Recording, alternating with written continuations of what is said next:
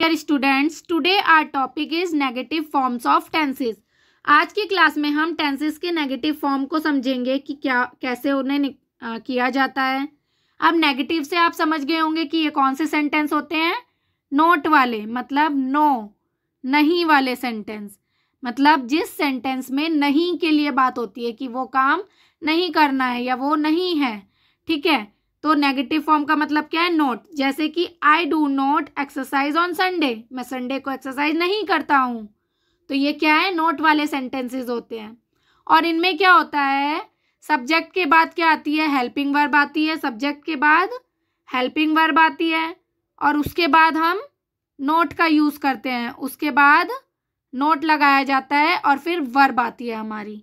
Okay बच्चों, अब हम देखते हैं। सबसे पहला है हमारा प्रेजेंट टेंस। ठीक है, present tense. We put do not और does not before the verb. Verb से पहले डू नॉट और डज नॉट का यूज़ किया जाता है सेंटेंस बनाने के लिए प्रेजेंट टेंस में। जैसे I do not exercise on Sunday, मैं संडे को एक्सरसाइज नहीं करता हूँ। और she does not work here, वह यहाँ काम नहीं करती है। ठीक है, तो इसमें क्या है, डू और डज का यूज़ हो रहा है। डू और डज का यूज़ हो रहा है, हेल्पिंग वर्ब है ये हमारी, और इसके साथ नॉट, इसके बाद क्या आ रहा है, नॉट आ रहा है, और उसके बाद हमारी वर्ब आ रही है। ठीक है, अब हम इसका चार्ट देखते हैं। चार्ट इसका किस तरह से सॉल्व किया गया है। इसमें हमारे 3 पर्सन है, फर्स्ट पर्सन, सेकंड पर्सन और थर्ड पर्सन, और सिंगुलर है यहाँ और यहाँ है प्लूरल।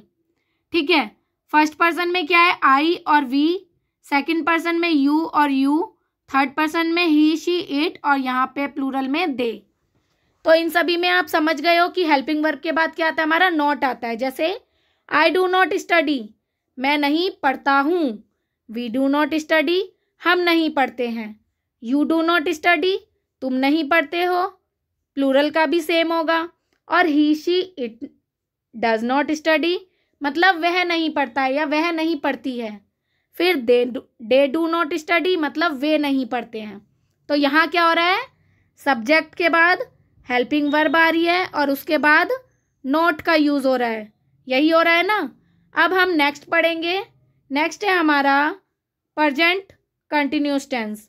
इसमें भी वही होता है, first person, second person, third person. इसमें क्या आता है, इज एम आर का यूज़ होता है। इज एम और आर का यूज़ होता है। और इज एम आर किस किस के साथ आता है, ये आपको लर्न करना पड़ेगा। देखो यहाँ पे सभी दिया हुआ है। आई के साथ क्या आएगा, आई एम नॉट स्टडिंग, मैं नहीं पढ़ रहा हूँ। और वी आर नॉट स्टडिंग, हम नहीं पढ़ रहे हैं।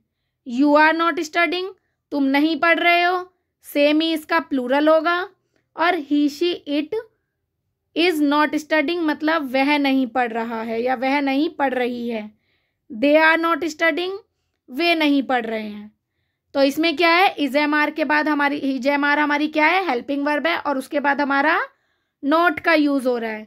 ओके, अब नेक्स्ट है हमारा present perfect tense. Present perfect tense में भी वही first person, second person, third person होते हैं, सिंगुलर में, प्लूरल में। इसमें क्या होता है, हैव और हैज़ का यूज़ किया जाता है। किस किस का यूज़ किया जाता है, हैज़ और हैव का यूज़ किया जाता है। अब वो किस किस के साथ आता है ये आपको लर्न करना पड़ेगा। आई के साथ क्या आता है, आई हैव नॉट स्टडीड, मैं नहीं पढ़ चुका हूँ। वी हैव नॉट स्टडीड, हम नहीं पढ़ चुके हैं। यू हैव नॉट स्टडीड, तुम नहीं पढ़ चुके हो, प्लूरल में सेम आ जाएगा। अब इसमें ही शी इट तीनों में से एक आएगा। हैज़ नॉट स्टडीड, मतलब वह नहीं पढ़ चुका है। और दे हैव नॉट स्टडीड, वे नहीं पढ़ चुके हैं। अब इसमें क्या हो रहा है, पहले आ रही है सब्जेक्ट, उसके बाद हेल्पिंग वर्ब, और उसके बाद यूज़ हो रहा है नॉट का, है ना। तो ये भी क्या है, पास्ट परफेक्ट के नेगेटिव फॉर्म है। अब इसके बाद हम पढ़ेंगे पास्ट टेंस। हमने प्रेजेंट टेंस के नेगेटिव फॉर्म्स पढ़ लिए, अब इसके बाद हम पढ़ेंगे पास्ट टेंस के negative forms. We follow these rules to make negative in past tense. ठीक है, इन रूल्स को हमें फॉलो करना है। Did not is used between subject and verb in the simple past. Simple past में सब्जेक्ट और वर्ब के बीच में क्या यूज़ होता है, डिड नॉट का यूज़ होता है। The second form of the verb is change into the first form. Second form first form में चेंज हो जाती है। Not is used after was were in the progressive form. Progressive form में was were के बाद किसका use होता है, नॉट का यूज़ होता है। अब not is use after had in past perfect, और पास्ट परफेक्ट में क्या होता है, हैड के साथ नॉट का यूज होता है, मतलब हैड के बाद नॉट का यूज होता है।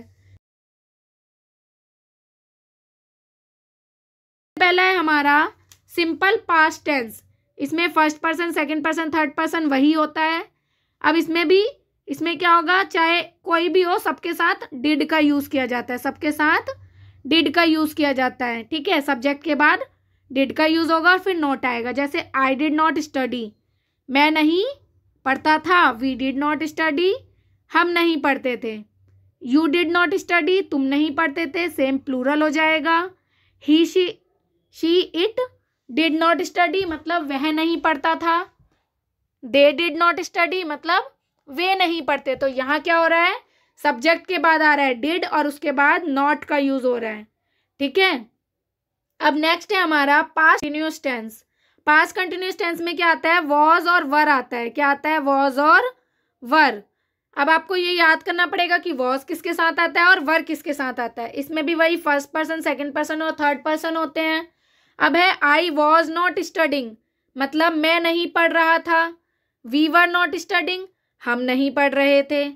यू वर नॉट स्टडिंग, तुम नहीं पढ़ रहे थे। प्लूरल में सेम हो जाता है। He she it was not studying, वह नहीं पढ़ रहा था। दे वर नॉट स्टडिंग, वे नहीं पढ़ रहे थे। ठीक है, तो यहाँ पे क्या है, आपको दिख गया होगा कि वॉज किसके साथ आ रहा है और वर किसके साथ आ रहा है, और वॉज वर के साथ बाद क्या आ रहा है, नॉट का यूज हो रहा है, क्योंकि नेगेटिव फॉर्म है ना, तो हेल्पिंग वर्ब के बाद क्या है, नॉट का यूज होगा। अब हम नेक्स्ट पढ़ेंगे past perfect tense. Past perfect tense में भी वही first person, second person, third person होता है। इसमें क्या होता है, सभी में हैड का यूज किया जाता है, और हैड क्या हमारी हेल्पिंग वर्ब है, और हेल्पिंग वर्ब के बाद हमारा क्या आता है, नॉट आता है। तो अब हम पढ़ेंगे आई हैड नॉट स्टडीड, मतलब मैं नहीं पढ़ चुका था। वी हैड नॉट स्टडीड, मतलब हम नहीं पढ़ चुके थे। यू हैड नॉट स्टडीड, मतलब तुम नहीं पढ़ चुके थे, और प्लूरल बिल्कुल सेम हो जाएगा। फिर he she it had not studied, मतलब वह नहीं पढ़ चुका था, और दे हैड नॉट स्टडीड, मतलब वे नहीं पढ़ चुके थे। तो इसमें क्या हो रहा है, सब्जेक्ट के बाद हैड का यूज हो रहा है और हैड के बाद नॉट लग रहा है ना, और नेगेटिव फॉर्म बन गई है हमारी। अब लास्ट हम पढ़ेंगे future tense negative form. Future tense की नेगेटिव फॉर्म को पढ़ेंगे। We follow these rules to make negative in future tense, हमें इन रूल्स को फॉलो करना है फ्यूचर टेंस का नेगेटिव फॉर्म बनाने के लिए। विल नॉट और shall not is used after subject in simple future tense. Simple future tense में हमें सब्जेक्ट के बाद विल नॉट और शैल नॉट का यूज करना है। सेकंड है हमारा शैल नॉट बी और will not be is used after subject in future continuous tense. Future continuous tense में सब्जेक्ट के बाद हमें क्या यूज करना है, शैल नॉट बी और विल नॉट बी। अब शैल नॉट हैव और will not have is used after subject in future perfect tense. Future perfect tense में हमें क्या करना है, सब्जेक्ट के बाद विल नॉट हैव और शैल नॉट हैव का यूज करना है। ओके, चलिए अब हम इन्हें देखते हैं कि कैसे इन्हें किया जाएगा। सबसे पहला है हमारा सिंपल फ्यूचर टेंस, वही होगा first person, second person, third person. अब आप ये चीज देख लेना कि विल किसके साथ आता है और शैल किसके साथ आता है। ठीक है, आई शैल नॉट स्टडी, मतलब मैं नहीं पढ़ूंगा। वी शैल नॉट स्टडी, हम नहीं पढ़ेंगे। यू विल नॉट स्टडी, तुम नहीं पढ़ोगे। प्लूरल का सेम हो जाएगा। ही या शी या इट विल नॉट स्टडी, मतलब कुछ भी, वह नहीं पढ़ेगा या वह नहीं पढ़ेगी। दे विल नॉट स्टडी, वे नहीं पढ़ेगा।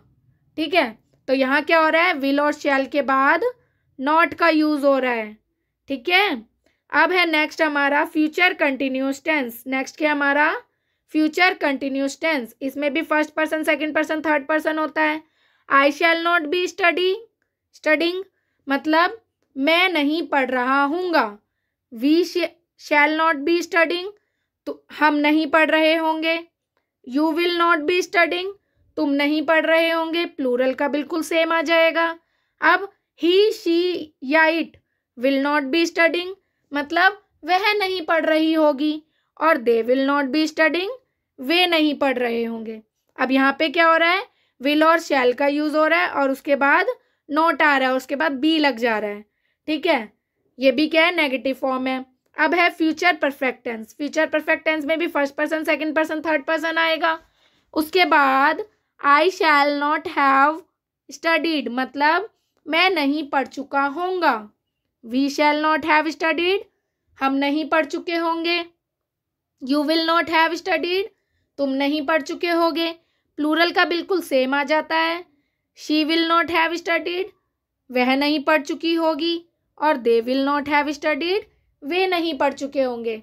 तो यहाँ पे आप एक बात समझ रहे होगे ना कि तीनों में, फ्यूचर के तीनों में विल और शैल का यूज हुआ है, और आई और वी के साथ, आई और वी के साथ किसका यूज हुआ है, शैल का यूज हुआ है। और बाकी सबके साथ विल का यूज होगा। किस किस के साथ, आई और वी के साथ शैल का यूज होगा और बाकी सभी के साथ विल का यूज होगा। तो ये भी आप समझ गए होंगे कि नेगेटिव फॉर्म में फ्यूचर टेंस को किस तरह से सॉल्व किया जाता है, किस तरह से बनाए जाते हैं। बाकी आपके जो नेगेटिव फॉर्म है, मतलब नहीं वाले सेंटेंस किस तरह से बनाए जाते हैं, आप सभी को समझ में आ गए होंगे। आज की क्लास आपकी नेगेटिव फॉर्म की यहीं ख़त्म होती है। Thank you.